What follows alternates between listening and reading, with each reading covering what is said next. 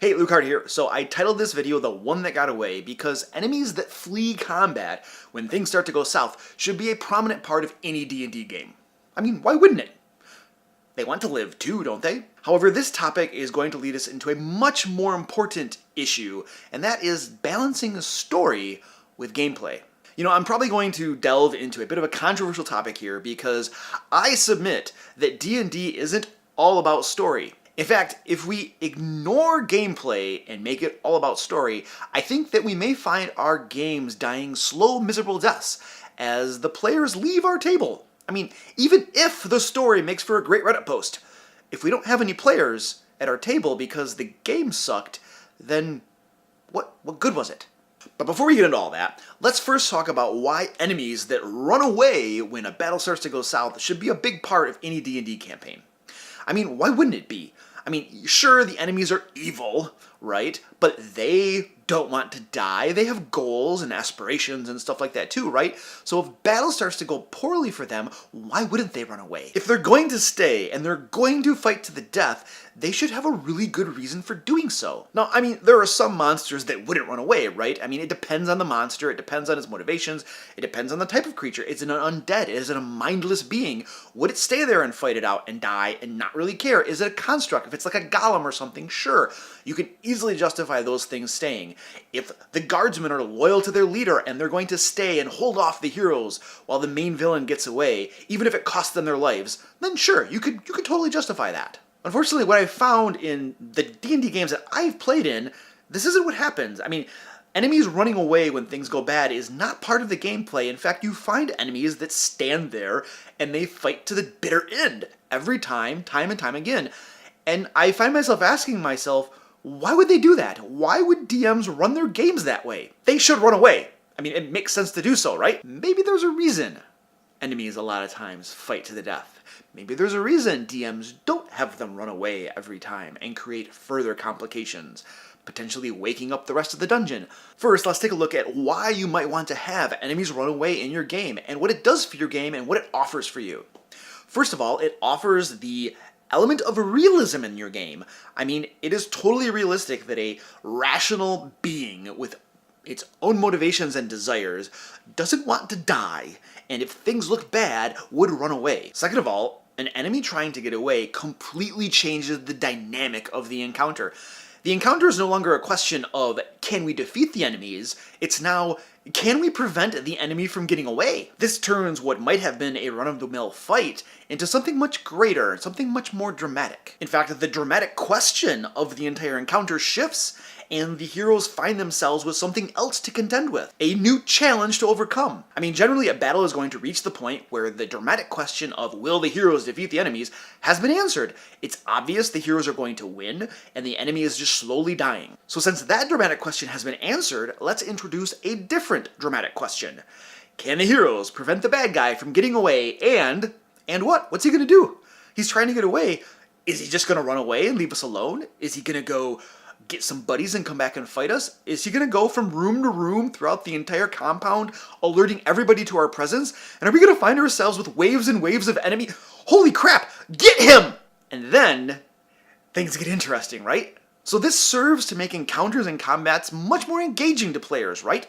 It looks like everything has been decided, they're going to clean everything up, and then a bad guy is trying to get away. And they need to stop him. And so when they see that bad guy trying to get away, they're going to have to ask themselves, do we try to stop him? Do we try to go after him? What's he going to do? This could be bad. And so this serves to re-engage the players when their focus might have been drifting, when everything seemed to be all wrapped up and ready to go, bad guys are lost, no big deal. And now maybe not, because he's going to get away. We touched on this briefly already, but I mean, if the bad guy gets away, there are several things he could do.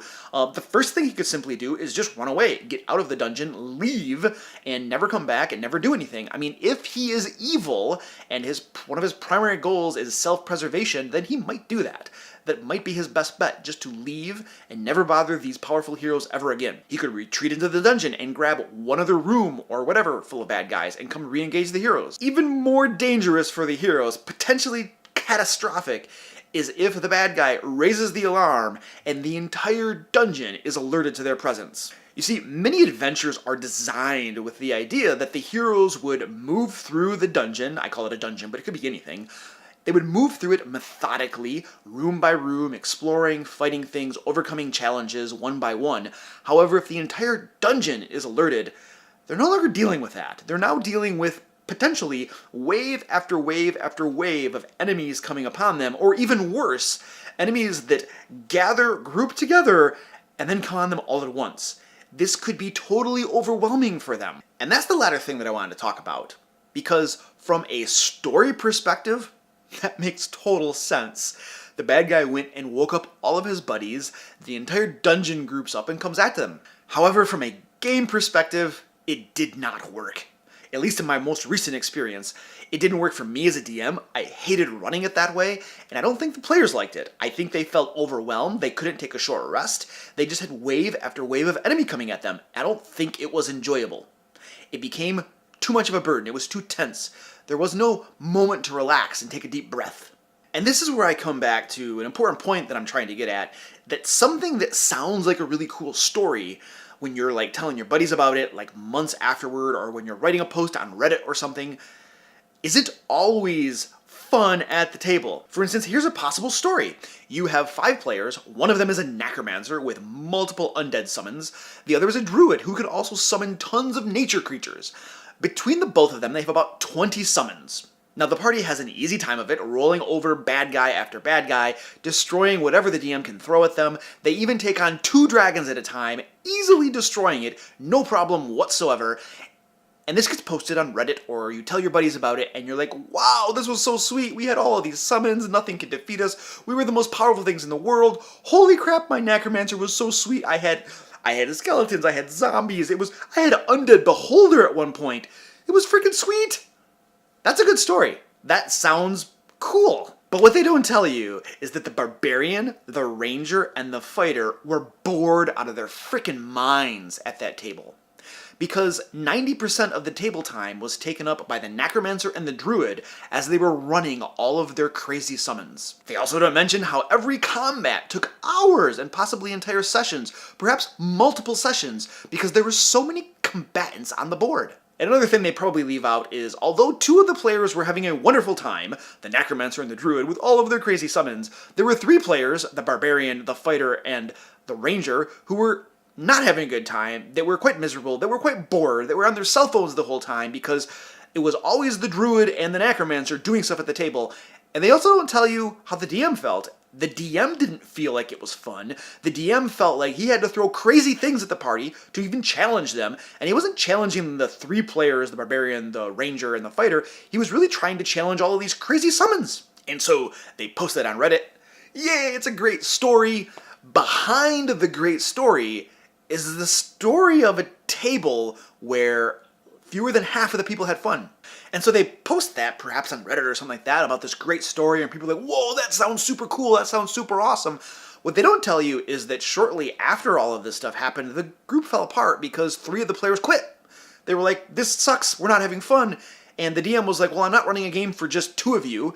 And the DM's thinking in his head, especially the 2 of you that are causing all the trouble with all these stupid summons, and so the game dies a slow, miserable death. But see, this is exactly what I'm driving at. Sometimes what's great for story is horrible for gameplay. You see, there is a big difference between reading about D&D, buying all the modules and the books and all the supplements that come out, all the splat books, talking with people on the forums about it, theory crafting characters in your spare time, using OrcPub or whatever. OrcPub is cool, by the way. Or watching Critical Role. There's a big difference between all of those things and actually playing the game. For when you play the game, you find that there are just a lot of things that just don't work at the table. And to disregard gameplay, to disregard what actually works at the table, and to sacrifice that for the sake of story, is probably going to leave your players with a bit of disappointment. I mean, I could be wrong. Maybe your players don't care about playing the game. Maybe your players are perfectly fine to just sit there and do nothing while the other players take the show. Or maybe your players don't care about playing a game. Maybe they're there to just hear you, the DM, tell a story or something. You see, the truth is you need both great story and great gameplay. You can't have all story and no gameplay. It won't work. On the same token, you can't have excellent gameplay and a horrible storyline either. that will leave your players disappointed as well. So why am I talking about the importance of gameplay? Because I think in what I see on forums and videos and all of that stuff is that there is an overwhelming trend toward people saying story, story, story, and not talking about gameplay. And I think it's important that we consider what works at the table and what's good for gameplay. And the thing is that as you play the game, and for DMs, as you run the game, you learn about this sort of thing. What is good for gameplay at your table? It can't be learned from watching videos, not even this video. It can't be learned from reading Reddit. It can't be learned from theory crafting characters. It can only be learned by doing it. Okay, so why the heck am I even talking about this? What I want to do is I want to tell you what happened at one of my recent game sessions to kind of explain where the motivation came from to talk about this subject. So this was my Sword Coast Guard group. Sword Coast Guard! If you're from my Sword Coast Guard group, you understand that. Anyway, they walked into a trap. They didn't just walk into a trap, they walked into an obvious trap. I was so blatantly clear that this was a trap. This Lady Tharmer was inviting them to a banquet where she was planning on ambushing them. She even had one of the players tell the other players not to bring your weapons. If this isn't an obvious trap, I don't know what is. Anyway, the players go to this banquet, and the trap was sprung. A massive battle took place, lots of resources were spent, and ultimately Lady Tharmer got away. So Lady Tharmer was actually a succubus, and she used one of her abilities, which is to move into the ethereal plane. And so she got away by going to the ethereal plane and then went throughout her entire mansion, alerting all of the rest of the enemies, telling them, the heroes are in the library, go get them. And so since the heroes were in the library and staying put in the library, I don't know why they didn't leave and go somewhere else, but they stayed there, and they had wave after wave of enemies coming down on them. Finally, the heroes ended up sending for help, and Force Grey, an elite adventuring party in Waterdeep, ended up rescuing them. Now, I don't know, maybe as I recounted that sounded like a cool story or something. I don't know, it might have been. If it was, cool, I'm glad it was a good story. I mean, it's realistic, right? It's what would have happened. However, from a gameplay perspective, it failed for several reasons. First, and most importantly, I, as a DM, did not have much fun running the game that way, and I don't think my players did either. I'm pretty sure they felt overwhelmed. They didn't have a chance to take a short rest. It was just wave after wave of enemies. I mean, ultimately, they ended up asking for help from the Waterdeep Guard. Next, it was bad for pacing. I mean, in an adventure, I usually have things that are very low tension, like exploration and social combat, where players can kind of relax and enjoy the situation. And there are other periods of high tension, combat and encounters, where things are frantic and you're thinking. And as a DM too, my brain works really hard during combat, and I need a break from that. I need social interactions where I can do stupid voices, or exploration where I can just describe rooms and have them poke around at things. All of those are good pacing things. Ups and downs, when it's all just go, go, go, go, fight, fight, fight, fight. That gets old after a little bit. After 2 or 3 hours of nonstop combat, you get tired of that crap. Also, just from a game design perspective, it was bad. I mean, usually when I design my adventures, I anticipate that the heroes are going to take some short rests, get their breath back, get some hit points back. And when you have wave after wave of enemies coming at you, there is no opportunity for that. This guy's been bothering me. I think he just wants to be on a YouTube video, and so this is his little chance for a spotlight. Yeah, he's a good kitty. He's down here rubbing against my legs the whole time I'm recording. So, I mean, what could I have done differently? I mean, I still want to have enemies fleeing. I mean, there are important reasons for doing that, as I already discussed. I think really what I should have probably done now in retrospect, this is something I could learn, is instead of having her wake up all of the enemies, just go wake up one group of them. So one more group of enemies goes at them. Or she could have just left the compound entirely and not woken up anybody. This would allow the heroes to take a short rest if they needed it. And honestly, they had just got done with a big fight. They needed a short rest. Now, I mean, I can't play it easy all the time. There is definitely a time and a place for waking up the entire dungeon, but it needs to be used judiciously and sparingly. Okay, so admittedly, I have not told you how to balance story and gameplay, and quite honestly, I don't think there's a magic bullet for that. I think just knowing that there needs to be a balance between the two takes you about halfway there, and then playing the game or running the game as a DM and learning from your experiences, learning from your successes and failures, that's probably going to take you the rest of the way. A couple days after this game session that I talked about, I recorded a video where I was basically expressing my reaction to how I thought things went and rambling a little bit about this awesome game that we have, D&D. So I'm going to cut over to that. I don't think my players found it to be super enjoyable. I did not find it to be super enjoyable. In fact, I was thinking, this sucks. I'm having waves of enemies go at them, and I really don't want to do this. I really want to have a break. I want to have some social interaction. I want to have some talking, some what people call role-playing. The entire game is role-playing. Combat is role-playing. But we always call it role-playing. It's really social interaction. So I think this is one of those things where you have to make a concession to the fact that you are playing a game. It doesn't matter what would happen, according to the story. It doesn't matter what would be realistic in the world. Those things are considerations, but they cannot be the only consideration. The other consideration is that you are playing a game, and you need to do things that are engaging to the players, that they enjoy, that are fun.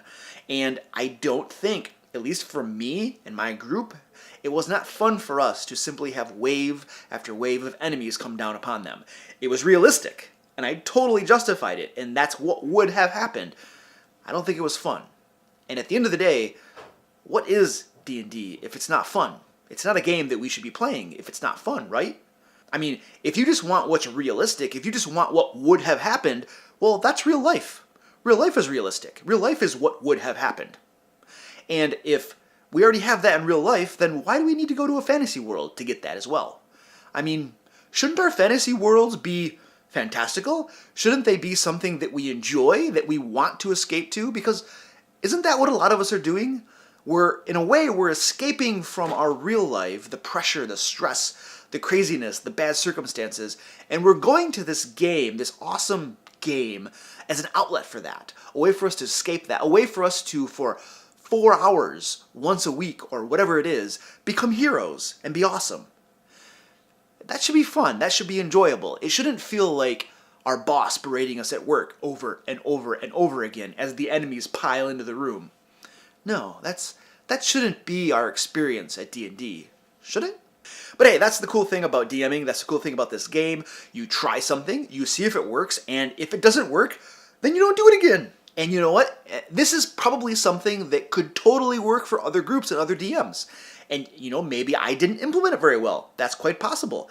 But for me and my group, it didn't work. And if it works for someone else, wonderful. But the great thing about this game and DMing and stuff is that you can learn from this stuff. You can learn from your mistakes. And for me, this was, I don't think it was a mistake, but it was an experiment, and the results indicated to me that I don't think I want to do this again, at least not very frequently. So anyway, I am chalking this up as a lesson learned, something to think about and to take into consideration for the future when I'm running games, and I think this is something that all good DMs do. They analyze their games, they see how it went, they see what worked and what didn't work, and if it didn't work, you throw it out, or you tweak it, or you change it. The things that work, the things that your players enjoy, then you continue to do that, and you try to continue to elicit that same sort of reaction in them.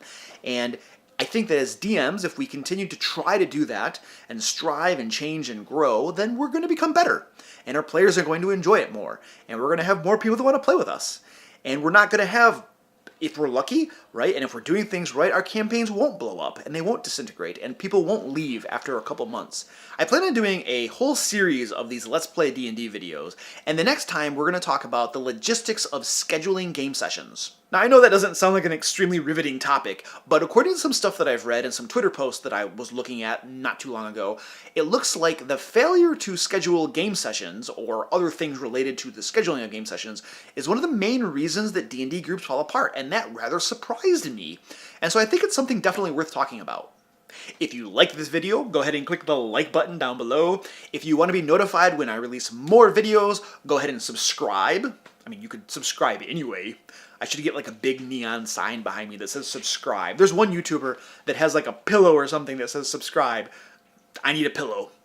If you're interested in checking out the games that I run, I post all of my game sessions here on YouTube. You can head over to my channel and check out the game sessions for Hand of Light and Sword Coast Guard. Those are the two groups that I run. I actually run like 4 games now, but that's an entirely different story. We won't go into that right now. Remember that I am publishing some of these adventures that I create over on DriveThruRPG. There's a link below if you'd like to check that out. I maintain a blog, thedmlayer.com, where I write about the crazy adventures of my Hand of Light and Sword Coast Guard group. Sword Coast Guard!